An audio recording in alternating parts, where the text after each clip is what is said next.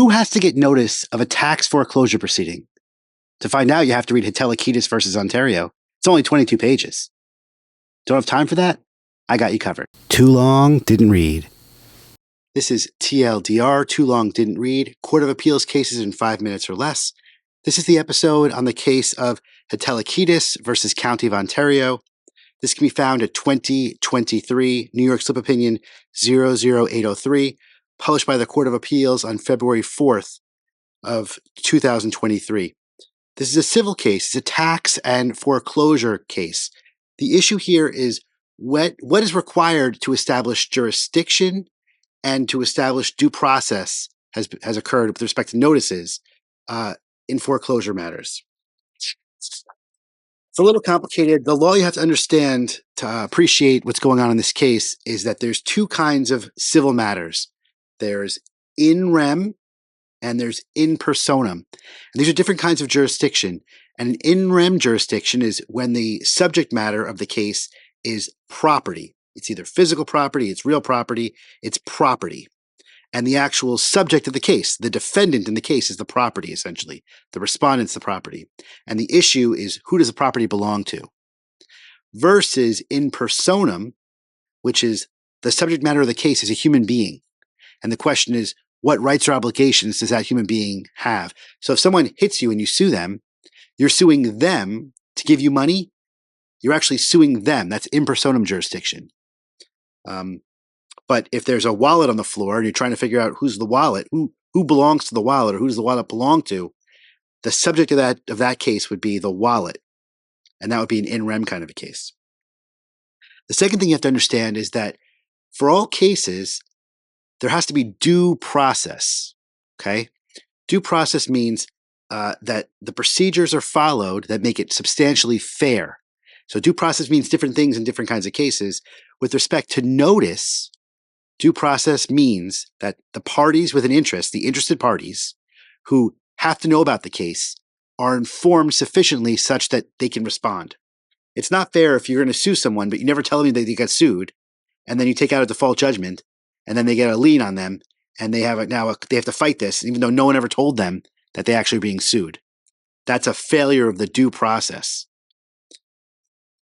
And there's different statutes that try to define what notice is to make sure that a person is aware they're being sued or that they have an interest in an outcome of a case.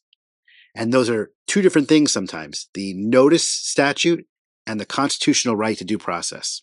Okay, so let's talk about the facts of the case. The facts of the case is there's a restaurant. It's a mom and pop restaurant in the town of Hopewell, New York, County of Ontario. And it's run by mom and pop. And Pop is Mr. Hetelekides. He's alive, running the restaurant with his wife, and he stops paying his taxes in 2005. The county realizes he doesn't pay his taxes. They start taking action to collect the taxes, and he dies. Mr. Hetelekides dies in August of 2006. He's dead, August 2006. But by that point, they've already notified everyone they have to notify, and they're starting the foreclosure process. They find out that he died, and the treasurer from the County of Ontario treasurer, starts sending out letters, starts calling the restaurant to try to talk to someone to see if what's going to happen here, because they're going to foreclose on the restaurant. Obviously, there's a business running here. They want to find out who owns this restaurant. No one talks to the treasurer. No one will return the phone call. The treasurer physically goes to the restaurant to try to find the owner, gets the runaround. No one will talk to the treasurer. So they file a foreclosure and they foreclose. Meanwhile, they try to fight it. The mom in the case, Mrs. Hetelekides, tries to at some point, appeal to tries to redeem the unpaid taxes. They won't accept it because it's past the redemption period. Ultimately, it goes to an auction. A third party gets the property and then sells it back to mom. And she then tries to sue the county saying, you shouldn't have done this. And I want the difference between what I paid at the auction and what I would have paid just by paying back the taxes that were owed. It goes to trial, and the trial court says, yes, this was a nullity. The foreclosure was bad.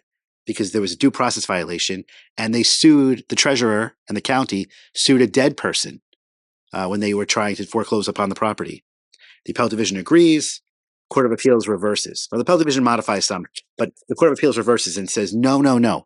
You are forgetting you're misunderstanding a basic aspect of foreclosure, and it's the in rem versus in personam. For a foreclosure, and they make this clear, foreclosure is an in rem proceeding. The subject matter is the property. It's not a person. So the fact that the owner, Mr. Hetelekides, the pop of the mom and pop business, died doesn't matter. The subject matter was the property. And so it's not a nullity. It's not that there's no jurisdiction on the part of the court, which is one of the arguments that she made.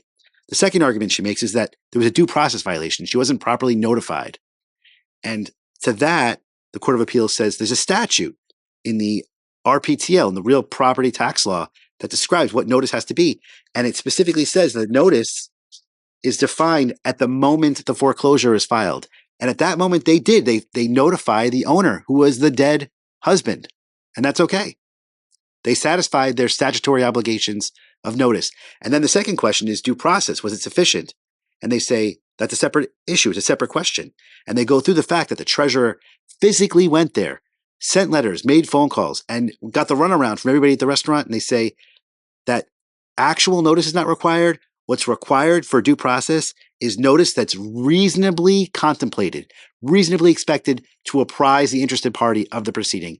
And that was accomplished here. So they say, yes, there was jurisdiction, it's in rem.